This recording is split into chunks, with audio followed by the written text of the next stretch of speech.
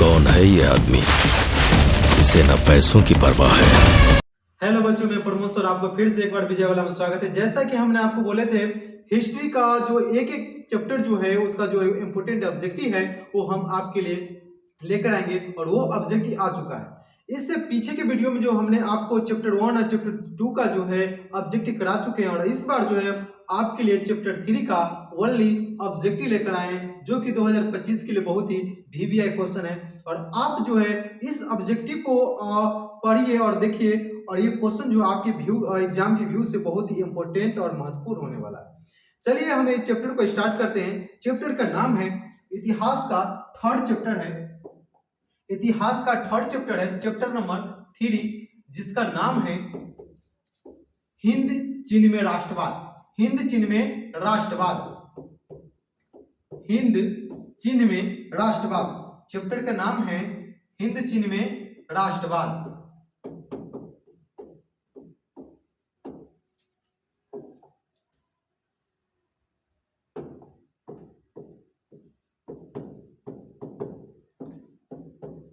हिंद चीन में राष्ट्रवाद।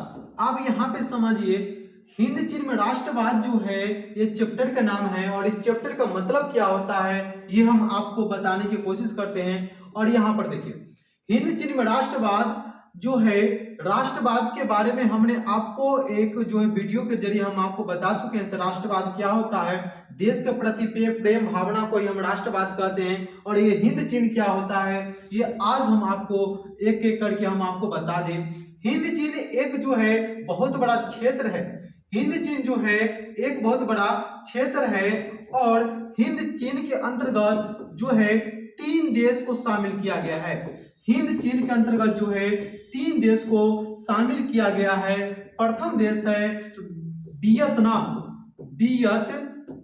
वियतनाम। और सेकेंड है आपका कंबोडिया, कंबोडिया। और थर्ड है आपका लाओस। अब यहाँ पे देखिए 3 देश जो है हिंद चीन के अंतर्गत आते हैं, वियतनाम, कंबोडिया और लाओस। ये तीनों देश को जो है हिंद चीन के अंतर्गत रखा गया है। कहा जाता है इस तीनों देश जो है हिंद चीन के अंदर आते हैं, लेकिन हिंद चीन इसको कहते क्यों हैं? हिंद चीन के इसलिए हम कहते हैं क्योंकि इस तीनों देश पे और हिंद चीन पर 2 देश का आधिपत्य था, 2 देश का जो है शासन था, 2 देश का उपनिवेश था। पहला देश हो गया आपका हिंदुस्तान। हिंदुस्तान जो है, हिंदुस्तान यानी भारत का जो है इस तीनों देश पर कुछ भागों पर जो है उपनिवेश था और भारत की संस्कृति और कल्चर के जो है इस पर जो कुछ प्रभाव पड़ा। यहां तक कि हिंदुस्तान के अलावा एक चीन था, हिंदुस्तान के अलावा एक चीन था जो कि हिंद चीन पर जो है इनका भी कुछ प्रभाव रहा है।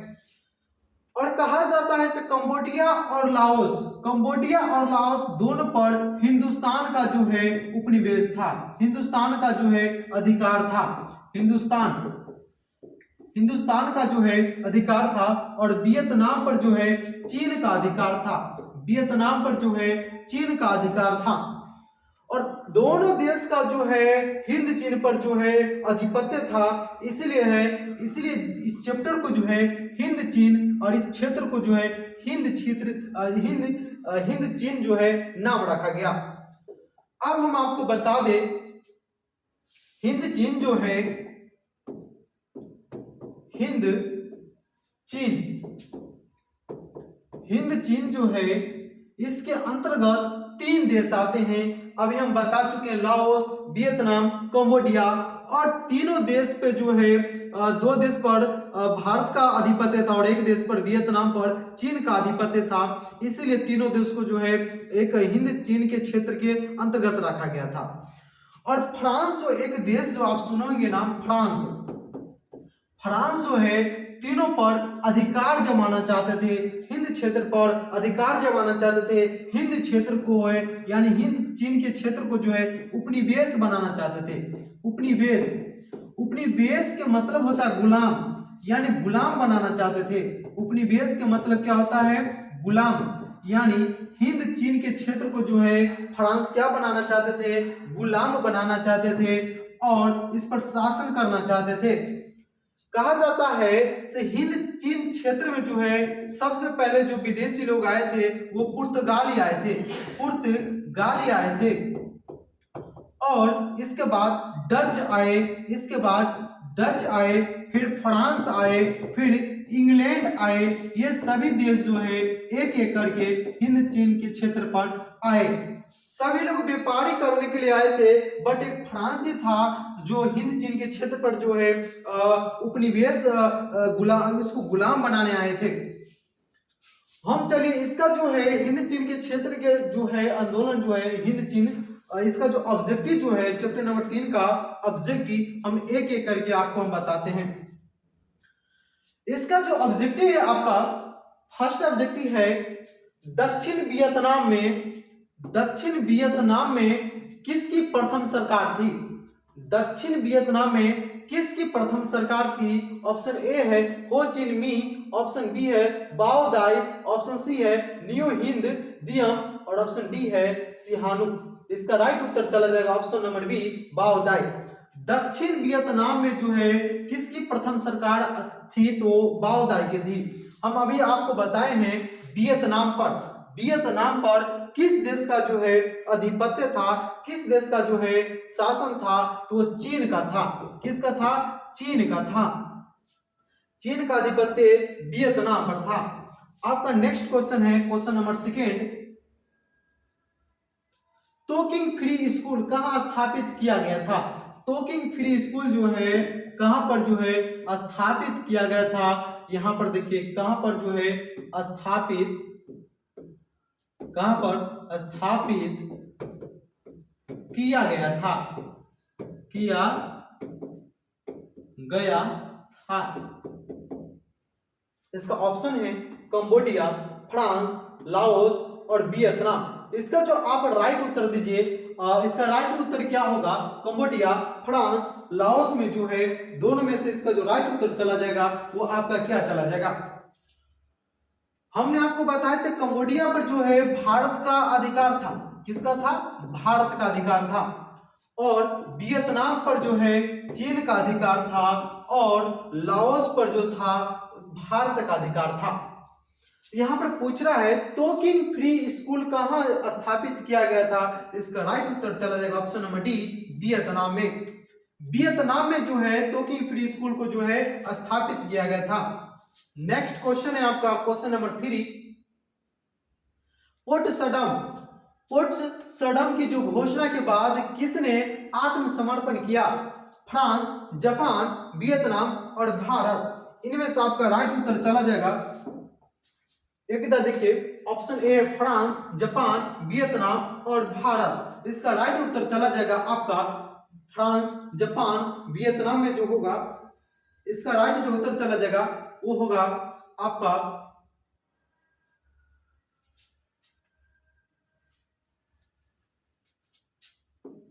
Option number B Japan. Japan जो है ये आत्मसमर्पण कर दिया था। Question number 2। नेक्स्ट क्वेश्चन है आपका क्वेश्चन नंबर 4। हिंद चीन क्षेत्र में कौन देश आते हैं? जैसा कि अभी हम आपको समझा चुके हैं, हिंद चीन क्षेत्र में 3 देश आते हैं। पहला देश का नाम था लाओस और दूसरा था आपका कंबोडिया और तीसरा था आपका वियतनाम।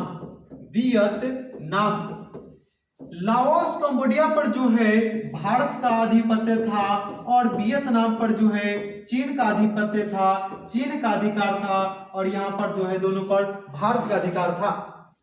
और तीनों देश जो है हिंद चीन क्षेत्र के अंतर्गत आते हैं। तीनों देश जो है हिंद चीन क्षेत्र के अंतर्गत आते हैं।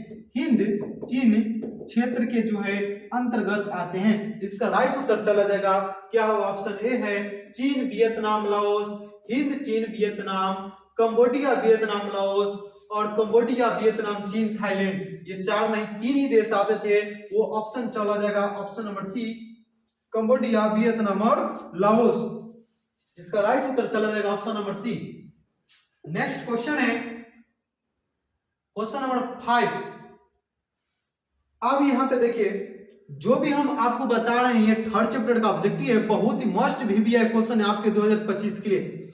आप यहां से जो भी ऑब्जेक्टिव पढ़िएगा यहां से जो है 99 क्वेश्चन जो है 99% आपको 2025 जो है एग्जाम होने वाले हैं बिहार बोर्ड क्लास 10th का, उसमें जो है टकराने की चांसेस बनी रहेगी 99%। यहां पर जो मस्ट VBI क्वेश्चन है, अंकोर वाट का मंदिर कहां स्थित है? अंकोर वाट का मंदिर कहां स्थित है? ऑप्शन ए है वियतनाम, थाईलैंड, लाओस और कंबोडिया। इसका उत्तर चला जाएगा option number D, Cambodia. Cambodia में जो है अंकोर वाट का मंदिर है। और हम पूछेंगे कंबोडिया जो है देश जो है किसके अंतर्गत जो है किसके अधीन था? इसका राइट उत्तर चला जाएगा भारत, हिंदुस्तान। किसके? तो भारत या हिंदुस्तान दोनों एक ही नाम है, एक ही देश का नाम है। भारत और हिंदुस्तान के जो है अधीन था कंबोडिया। और कंबोडिया में जो है अंकोर वाट का मंदिर है। कंबोडिया में जो है अंकोर वाट का मंदिर है। और अंकोर वाट का मंदिर का जो है निर्माण किसने करवाया था? तो सूर्यवर्मा द्वितीय ने। सूर्यवर्मा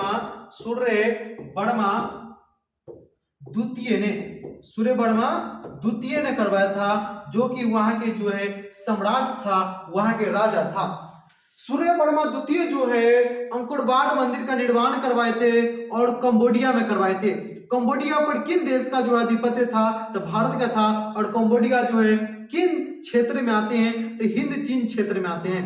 यहां से एक और क्वेश्चन पूछ रही है, हिंद चीन क्षेत्र में कितने देश आते हैं? तो हिंद चीन क्षेत्र में जो है 3 देश आते हैं, लाओस, कंबोडिया और वियतनाम। और यहां पर देखिए नेक्स्ट क्वेश्चन है क्वेश्चन नंबर 6।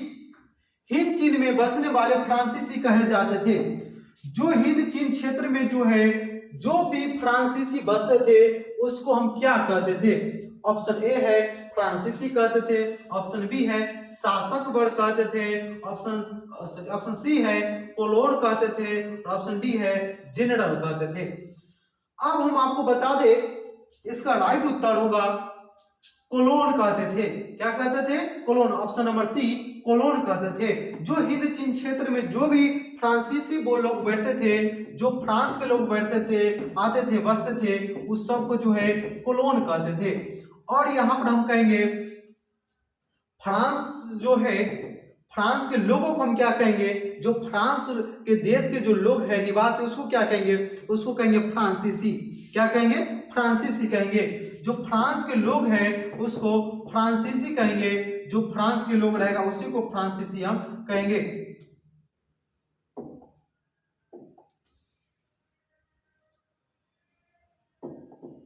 फ्रांस के लोग को जो है फ्रांसीसी कहेंगे।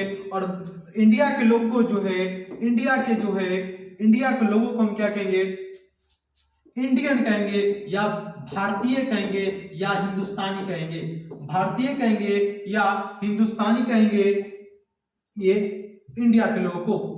अगर हम यहां पर पूछेंगे अमेरिका के लोगों को हम क्या कहेंगे? अमेरिका के जो है लोग को, अमेरिका के निवासी को हम क्या कहेंगे? अमेरिका। तो उसको हम कहेंगे अमेरिकन। क्या कहेंगे?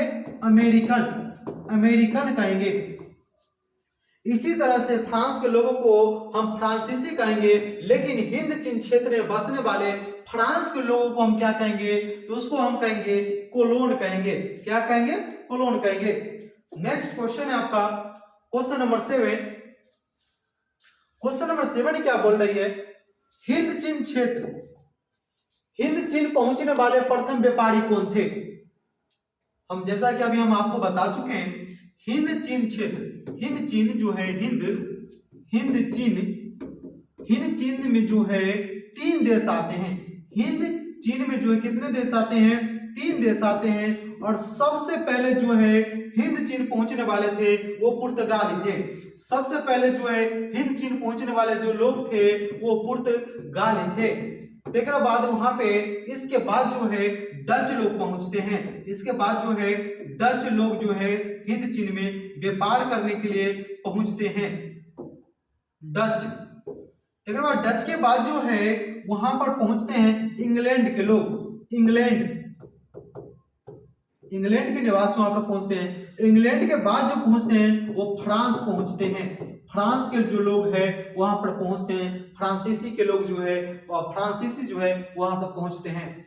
और ये फ्रांसीसी एक ही मकसद से वहां पर गए थे, वो चाहते थे कि हिंद चीन को हम गुलाम बना ले, हिंद चीन को हम उपनिवेश बना ले। उपनिवेश का मतलब होता है गुलाम। जब उपनिवेशवाद हम किसे कहेंगे, यहां से अगर क्वेश्चन पूछ दे उपनिवेशवाद से आप क्या समझते हैं, उपनिवेशवाद से आप क्या समझते हैं? इसका मतलब होता है जब कोई बड़ा देश किसी छोटे देश छोटे देश को गुलाम बना ले, या व्यापार करते करते जो उसको गुलाम बना ले और वह उस पर शासन करने लगे, तो उस छोटे देश को बड़े देश का उपनिवेश कहते हैं। जैसा कि हम जानते हैं हमारे भारत देश जो है किसका उपनिवेश था, तो ये किसका था? ब्रिटिश सरकार का, ब्रिटेन का जो है उपनिवेश था। ब्रिटेन का जो है उपनिवेश था। ब्रिटेन के लोग जो है भारत को गुलाम बना लिए और अपना वो उपनिवेश बना लिया, इस पर शासन करने लगे। उसी तरह से जो फ्रांस जो है हिंद चीन को उपनिवेश बनाना चाहता था, उसको गुलाम बनाना चाहता था। नेक्स्ट क्वेश्चन, नरोत्तम सिंहानुक कहां के शासक थे? नरोत्तम सिंहानुक जो है कहां का शासक थे? ऑप्शन ए है वियतनाम, ऑप्शन बी है आपका लाओस, और ऑप्शन डी है सी है थाईलैंड, और ऑप्शन डी है कंबोडिया। तो नरोत्तम सिंहानुक जो थे कंबोडिया के शासक थे। कहां के शासक थे? कंबोडिया के शासक थे। ऑप्शन डी चला जाएगा, इसका राइट उत्तर है ऑप्शन डी, कंबोडिया का शासक थे। नेक्स्ट क्वेश्चन है,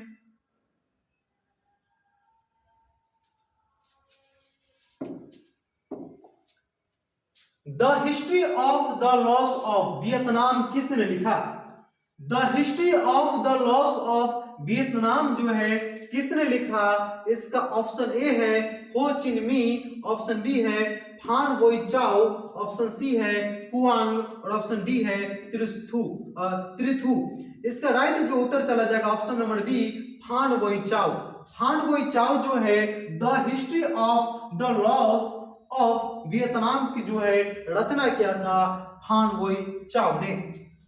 नेक्स्ट क्वेश्चन है आपका क्वेश्चन नंबर 10, मार्च 1946 ईस्वी में फ्रांस और वियतनाम के बीच होने वाला समझौता किस नाम से जाना जाता है? 1946 ईस्वी में जो है वियतनाम और फ्रांस के बीच एक समझौता होता है। फ्रांस और वियतनाम के बीच जो है समझौता होता है, वियतनाम। वह समझौता जो है किस नाम से जानी जाती है? ऑप्शन ए है जिनेवा समझौता, ऑप्शन बी है हनोई समझौता, ऑप्शन डी है पेरिस समझौता, ऑप्शन डी है धर्मनिरपेक्ष समझौता। तो इसका जो राइट उत्तर चला जाएगा आपका हनोई समझौता। हनोई समझौता के नाम से जानते हैं, ऑप्शन नंबर बी होगा इसका राइट उत्तर। यहां से क्वेश्चन पूछेंगे हनोई समझौता किन दो देशों के बीच हुआ था? तो आपको बोलना है फ्रांस और वियतनाम। फ्रांस और वियतनाम के बीच जो है हनोई समझौता हुआ था। यहां से क्वेश्चन ये भी पूछेगा फ्रांस और वियतनाम के बीच जो है हनोई समझौता कब हुई थी? तो 1946 ईस्वी में, मार्च 1946 ईस्वी में जो है हनोई समझौता होती है फ्रांस और वियतनाम में। जैसे अगर आपको पता है वियतनाम पर जो है चीन का आधिपत्य था, लाओस और कंबोडिया पर जो है भारत का आधिपत्य था। भारत के संस्कृति का प्रभाव था वियतनाम, लाओस और कंबोडिया पर, और वियतनाम पर जो है चीन के संस्कृति का जो है, चीन का जो कल्चर का जो है वहां पर जो है प्रभुत्व था, वहां पर जो आधिपत्य था। और फ्रांस जो है हिंद चीन पर क्या करना चाहता था? कब्जा करना चाहता था। और हिंद चीन में पहुंचने वाले प्रथम लोग थे, कहां के थे? तो वो पुर्तगाल के थे। पुर्तगाली लोग थे जो कि हिंद चीन में सबसे पहले पहुंचे थे। नेक्स्ट क्वेश्चन है आपका क्वेश्चन नंबर 11। क्वेश्चन यहां पर क्या बोल रही है? क्वेश्चन कह रहा है किस प्रसिद्ध दार्शनिक ने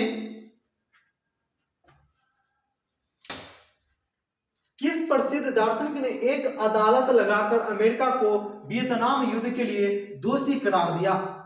ऑप्शन ए है आपका, ऑप्शन ए है रसेल, बी है हो चिन मी, ऑप्शन सी है नरोत्तम सिंहानु और ऑप्शन डी मिटा हुआ है। इनमें से कोई नहीं, इनमें से कोई नहीं, इनमें से कोई नहीं। इसका राइट उत्तर क्या होगा? आप इसका जो है जवाब दे सकते हैं। इसका राइट उत्तर चला जाएगा रसेल, इसका राइट उत्तर चला जाएगा रसेल, ऑप्शन नंबर ए चला जाएगा। क्वेश्चन फिर से सुनिए, किस प्रसिद्ध दार्शनिक ने एक अदालत लगाकर अमेरिका को वियतनाम युद्ध के लिए दोषी करार दिया? तो जो था वो दार्शनिक था रसेल। रसेल ने वियतनाम को युद्ध के लिए जो है अमेरिका को जो है दोषी करार दिया था। नेक्स्ट क्वेश्चन, क्वेश्चन नंबर 12,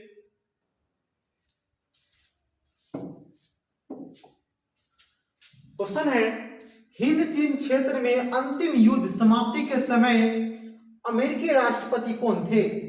जब हिंद चीन में जो है अंतिम युद्ध की समाप्ति होती है, अंतिम युद्ध की जो है समाप्ति होती है, उस समय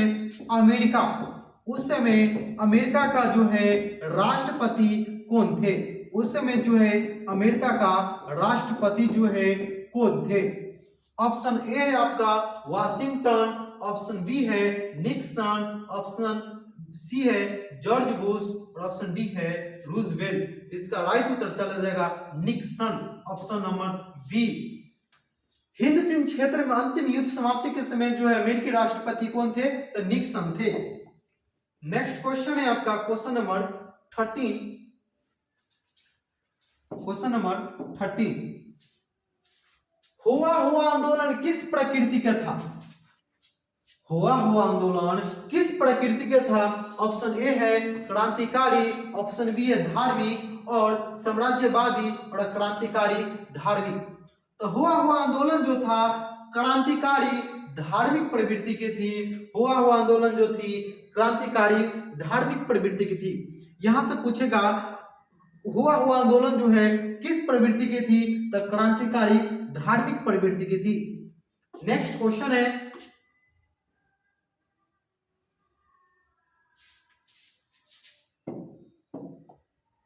जनेवा समझौता कब हुआ था? जनेवा समझौता कब हुआ था? ऑप्शन ए है 1954, 1960, 1950 और 1946। इसका राइट उत्तर चला जाएगा ऑप्शन नंबर ए 1954 ईस्वी। जनेवा समझौता जो हुई थी 1954 ईस्वी हुई थी। 1954 ईस्वी को जो है जनेवा समझौता हुई थी। नेक्स्ट क्वेश्चन है आपका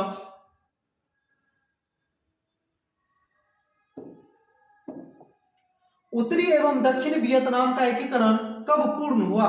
उत्तरी एवं दक्षिणी वियतनाम का जो है एकीकरण कब पूर्ण हुआ? आपको हम एक बात बता दें, एकीकरण जो है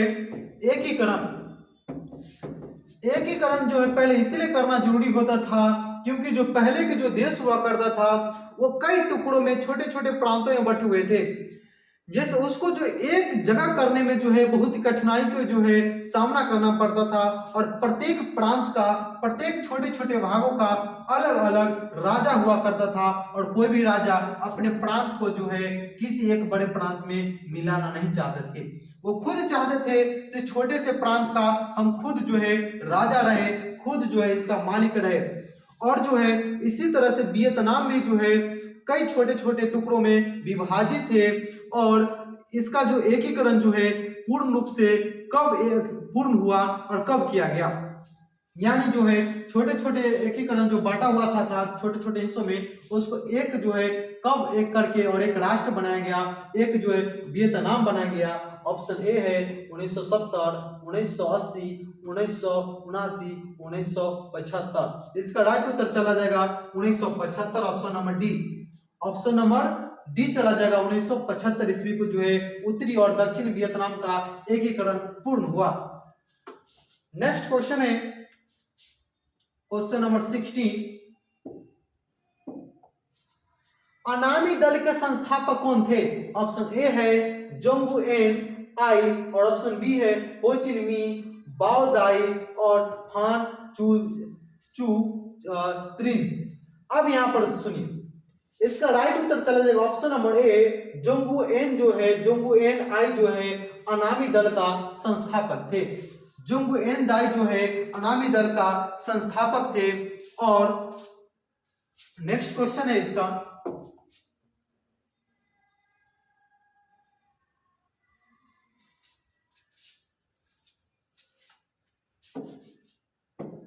क्वेश्चन बोल रही है दी एन बी एन फू के युद्ध में कौन बुरी तरह हार गया था? यहां पर पूछ रहा है दी एन बी एन फू के युद्ध में कौन बुरी तरह हार गया था? ऑप्शन ए है पुर्तगाल, फ्रांस, कंबोडिया और अमेरिका। तो इसका जो है राइट उत्तर चला जाएगा आपका ऑप्शन नंबर, इसका जो है होगा ऑप्शन नंबर बी, फ्रांस होगा। ऑप्शन नंबर बी फ्रांस होगा। ऑप्शन बी क्या होगा? फ्रांस होगा। फ्रांस जो है दी एन बी एन फू के युद्ध में जो है बुरी तरह से हार गया था और फ्रांस से चाहता था सो जो है हिंद चीन पर जो क्या करना, कब्जा करना चाहता था। हिंद चीन पर क्या करना चाहता था? कब्जा करना चाहता था। हिंद चीन को जो है अपना उपनिवेश बनाना चाहता था। हिंद चीन को अपना क्या बनाना चाहता था? उपनिवेश बनाना चाहता था और इसको इस पर जो है शासन करना चाहता था, फ्रांस चाहता था। अब यहाँ पर देखिए उपनिवेश के मतलब होता है कोई बड़ा देश किसी छोटे देश पर जो व्यापार करते करते उस पर शासन करने लगे, उसी को उपनिवेशवाद कहते हैं। नेक्स्ट क्वेश्चन है क्वेश्चन नंबर 18, क्रांतिकारी संगठन हुई तान हुई के नेता कौन थे? क्रांतिकारी संगठन दुई तान हुई के नेता कौन थे? ऑप्शन ए है फान गोई चाओ, हो चिनमी, हुआंग दे और सुगन जो है सुबन फुमा थे। आप इसका जो है राइट उत्तर क्या चला जाएगा? आप जो है इसका जो राइट उत्तर चला जाएगा ऑप्शन नंबर सी, हुआंग दे। ऑप्शन नंबर सी, हुआंग दे। क्रांतिकारी संगठन दुई तान हुई के नेता जो कौन थे? हुआंग दे था। कौन था? हुआंग दे था। नेक्स्ट क्वेश्चन है क्वेश्चन नंबर 19, जापान ने हिंद चीन पर कब अधिकार जमा लिया? जापान ने हिंद चीन पर जो है कब अधिकार जमा लिया? ऑप्शन ए है 1939, 1940, 1941, 1942। इसका राइट उत्तर चला जाएगा ऑप्शन नंबर बी, 1940 ईस्वी को।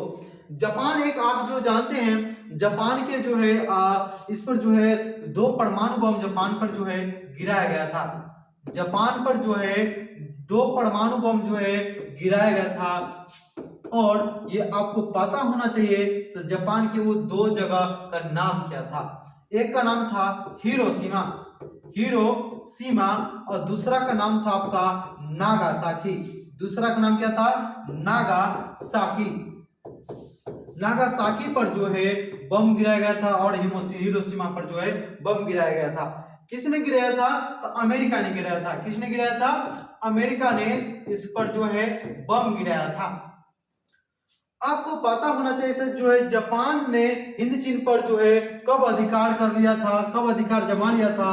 तो 1940 ईस्वी में जो है जापान ने हिंद चीन पर क्या कर लिया? अधिकार जमा लिया था। नेक्स्ट क्वेश्चन है आपका क्वेश्चन नंबर 20, स्कॉलर्स विद्रोह जो है कब हुआ? स्कॉलर्स विद्रोह जो है कब हुआ? आप जो है इसका ऑप्शन देखिए, ऑप्शन ए है 1868, 1872, 1866 और 1864 ईस्वी। तो आप बताइए इसका जो राइट उत्तर चला जाएगा ऑप्शन नंबर ए, 1868 ईस्वी। 1868 ईस्वी में जो है स्कॉलर विद्रोह का जो है स्कॉलर विद्रोह जो है हुआ था। स्कॉलर्स विद्रोह हुआ था 1868 ईस्वी में। नेक्स्ट क्वेश्चन है क्वेश्चन नंबर 21, वियतनाम में जो है टोकिन फ्री स्कूल की जो है स्थापना कब हुई थी? यहां पर स्थापना होना चाहिए, यहां पर जो होगा स्थापना, स्थापना जो है कब हुई थी? स्थापना जो है कब हुई थी? 1905, 1908, 1910, 1911 ईस्वी। इसका राइट उत्तर चला जाएगा ऑप्शन नंबर ए 1907 ईस्वी। वियतनाम में जो है टोकन फ्री स्कूल की जो स्थापना की गई थी 1907 ईस्वी में की गई थी, और ये कहां पर किया गया था? तो वियतनाम में किया गया था। यहां से एक और क्वेश्चन पूछेगी, वियतनाम किन क्षेत्र के अंतर्गत आते हैं? ये हिंद चीन क्षेत्र के अंतर्गत आते हैं। वियतनाम पर किन देश का जो है आधिपत्य था? तो वियतनाम पर जो है चीन का आधिपत्य था। वियतनाम पर जो है चीन का अधिकार था। ये हम बहुत बार जो है इसको रिपीट कर चुके हैं। और वियतनाम किन क्षेत्र के अंतर्गत आते थे? तो हिंद चीन के अंतर्गत आते थे। नेक्स्ट क्वेश्चन है क्वेश्चन नंबर 22। अंकोर वाट का मंदिर का निर्माण किस शासक के द्वारा करवाया गया था? किस शासक के द्वारा जो है करवाया गया था? ऑप्शन ए है सूर्यवर्मन द्वितीय, ऑप्शन बी है नोरोदोम सिहानुक, ऑप्शन बी है कुआंग, और इनमें से कोई नहीं। इसका जो राइट उत्तर चला जाएगा ऑप्शन नंबर ए सूर्यवर्मन द्वितीय। सूर्यवर्मन द्वितीय ने जो है अंकोर वाट का मंदिर का जो है निर्माण करवाया था। और सूर्यवर्मन द्वितीय जो है कंबोडिया के रहने वाले एक शासक थे। और अंकोर वाट का मंदिर कहां पर स्थित है? तो कंबोडिया में है। कहां पर है? तो कंबोडिया में है।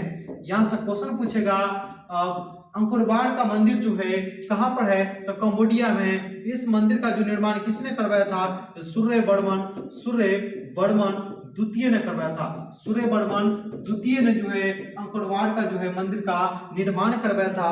अंकोर वाट का मंदिर जो है किस भगवान के लिए प्रसिद्ध है? किस भगवान के लिए जो है प्रसिद्ध है? ये जो है भगवान विष्णु के लिए प्रसिद्ध है। भगवान विष्णु के लिए जो है प्रसिद्ध है। यहाँ पर हम पूछेंगे अंकोर वाट का मंदिर किस भगवान का मंदिर है? तो भगवान विष्णु का मंदिर है। और अंकोर वाट मंदिर का निर्माण किसने करवाया था? तो सूर्यवर्मन द्वितीय ने करवाया था। अंकोर वाट का मंदिर कहाँ स्थित है? तो कंबोडिया में। कंबोडिया में किस देश का जो है आधिपत्य था? तो भारत का आधिपत्य था। अंकोर वाट का मंदिर कंबोडिया में, और कंबोडिया किस क्षेत्र के अंतर्गत आते हैं? तो कंबोडिया जो है हिंद चीन क्षेत्र के जो है अंतर्गत आते हैं।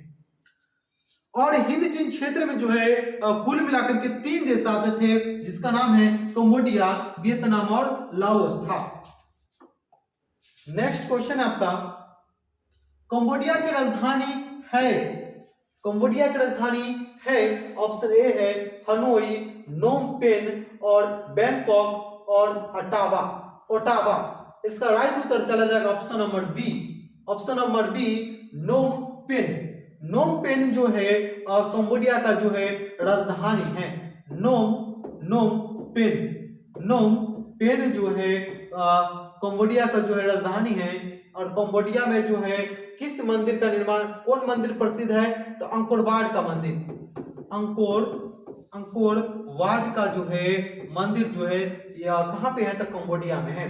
इसका निर्माण किसने करवाया था? तो सूर्यवर्मन द्वितीय ने करवाया था। नेक्स्ट क्वेश्चन है आपका क्वेश्चन नंबर 24। क्वेश्चन नंबर 24,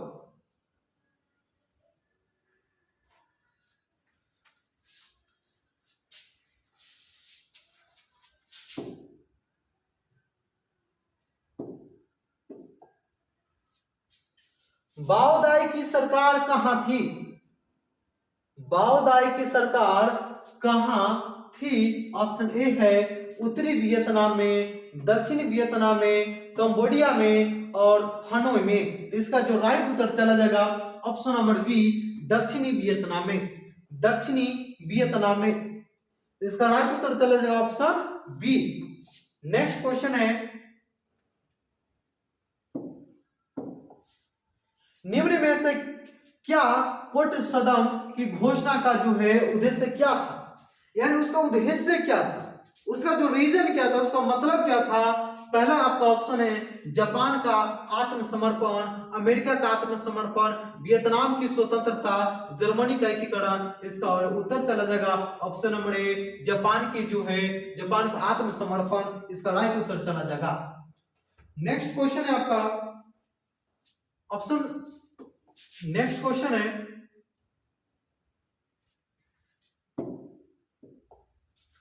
खूनी रविवार किसे कहा जाता है? खूनी रविवार किसे कहा जाता है? 1888 के रविवार को, 1889 के रविवार को, 1905 के रविवार को, इनमें से कोई नहीं। इसका जो राइट उत्तर चला जाएगा 1905 ईस्वी के रविवार को। हम आपको कुछ पॉइंट हम इसमें बता दें। खूनी रविवार, ये घटना उस दिन के है जिस दिन वो रविवार के दिन था, रविवार था, और वो 1905 ईस्वी थी। उस समय जो है वहां पे जो हिंद चीन में जो है लोगों को जो है बुरी तरह से गोलियों से ढूंढ दिया जाता था। लाखों लोग जो है मारे गए थे, और वहां पर जो कहा जाता है खून की नदियां की तरह जो है लोगों को जो है लाशों का ढेर लगा दिया था। और उसी घटना को जो रविवार के दिन वो घटना हुई थी, वो भयानक जो है एकदम बहुत ही जो है वहां के लोगों को जो बुरी तरह से मारा गया था, वो घटना रविवार के दिन हुई थी और 1905 ईस्वी को। इसलिए उस घटना को खूनी रविवार के नाम से जाना जाता है। 1905 ईस्वी, ऑप्शन नंबर सी। क्वेश्चन है 27, बोल्शेविक दल का कार्यक्रम अप्रैल थीसिम किसने लिखा? ऑप्शन ए है स्टालिन, ट्रटस्की, लेनिन और गेरिबाल्डी। इसका राइट उत्तर चला जाएगा ऑप्शन नंबर सी, लेनिन। हम आपको बता चुके हैं नेक्स्ट वीडियो में, इसके पीछे के वीडियो में जो है लेनिन के बारे में हम आपको चर्चा की है, और बहुत ही अच्छी तरह से लेनिन के बारे में हमने बता चुके हैं। जैसा कि हमने बताए थे लेनिन की मृत्यु कब हुई थी, लेनिन का जन्म कहाँ हुआ था, लेनिन का उत्तराधिकारी कौन था, इनका जन्म कब हुआ था, ये सभी जो है इसके पीछे के जो वीडियो में हमने करा चुके हैं। और आप जो है लेनिन के बारे में जो अगर ज्यादा कुछ जानना चाहते हैं तो इसके पीछे के जो वीडियो है हमने जो है इतिहास के चैप्टर नंबर 2 में जो है चैप्टर 2 में हमने लेनिन के बारे में बहुत ही अच्छी तरह से हमने बता चुके हैं। नेक्स्ट क्वेश्चन आपका क्वेश्चन नंबर 28, रूस में अल्पमत वाला दल क्या कहलाया? रूस में अल्पमत वाला दल क्या कहलाया? ऑप्शन ए है बोल्शेविक, मेनशेविक और सर्वहारा वर्ग, इनमें से कोई नहीं। इसका राइट उत्तर चला जाएगा ऑप्शन नंबर बी, मेनशेविक कहलाया। रूस में अल्पमत वाला जो है दल क्या कहलाया? मेनशेविक कहलाया। नेक्स्ट क्वेश्चन है आपका क्वेश्चन नंबर 29। रूस में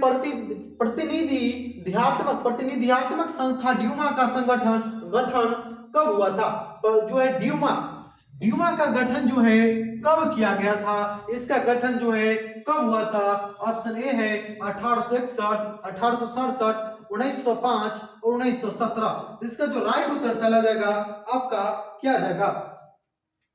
1905 ईस्वी, ऑप्शन नंबर सी। आपको मैं एक बात बता दे, ड्यूमा क्या होता है? रूस के जो संसद जो होती है, रूस के जो संसद होती है उसको ड्यूमा कहते हैं। रूस के संसद को हम क्या कहते हैं? ड्यूमा कहते हैं। और रूस की जो मुद्रा को हम क्या कहते हैं? रूस की मुद्रा को हम रूबल कहते हैं। रूस की मुद्रा को हम क्या कहते हैं? रूबल कहते हैं। हम इसके नेक्स्ट वीडियो में इसके जो बैक के वीडियो में हमने आपको करा चुके हैं रूस के जो है मुद्रा को क्या कहते हैं, रूस के शासक को क्या कहते हैं, रूस के सम्राट को क्या कहते हैं, और रूस में जो कृषक दास प्रथा के जो है अंत कब हुई थी, हमने ये करा चुके हैं। रूस में कृषक दास प्रथा की जो अंत हुई थी 1861 ईस्वी में हुई थी। रूस के जो सम्राट होता था, रूस के जो राजा होता था, उसको जार कहते थे। उसको क्या कहते थे? जार कहते थे। रूस के जार यानी रूस के सम्राट को रूस का जार कहा जाता था। रूस के सम्राट को क्या कहा जाता था? जार कहा जाता था। उसी तरह से रूस में प्रतिनिधियात्मक जो है संस्था ड्यूमा का गठन कब हुआ था? 1905 ईस्वी में हुआ था। नेक्स्ट क्वेश्चन है क्वेश्चन नंबर 30।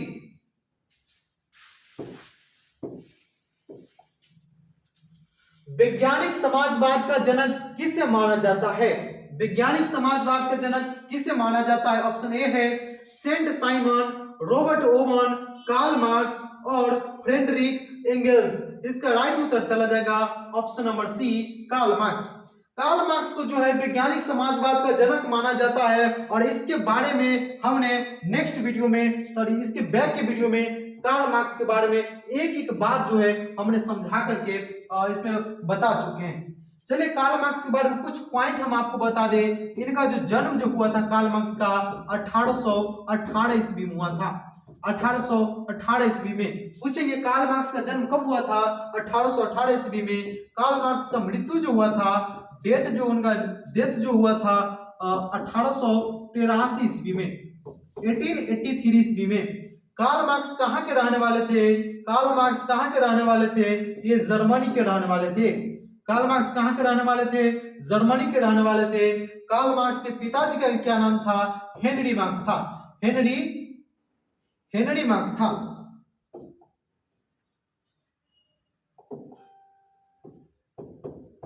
हेनरी मार्क्स था। Henry marks. इसके बारे में हमने जो है बहुत ही डिटेल्स जो है इसके बैक के वीडियो में हम बता चुके हैं। चलिए बच्चों, आज का जो है लेक्चर यहीं पर समाप्त करते हैं और नेक्स्ट वीडियो में हम आपके लेकर आ रहे हैं आपके लिए चैप्टर नंबर 4 इतिहास का। उसका वीवीआई जो ऑब्जेक्टिव है 2025 में पूछे जाएंगे, वो आपके लिए जो हम ऑब्जेक्टिव लेकर आ रहे हैं। तब तक के लिए धन्यवाद और आप जो हमारे वीडियो के साथ बने रहिए और ज्यादा से ज्यादा इसको शेयर और लाइक कीजिए।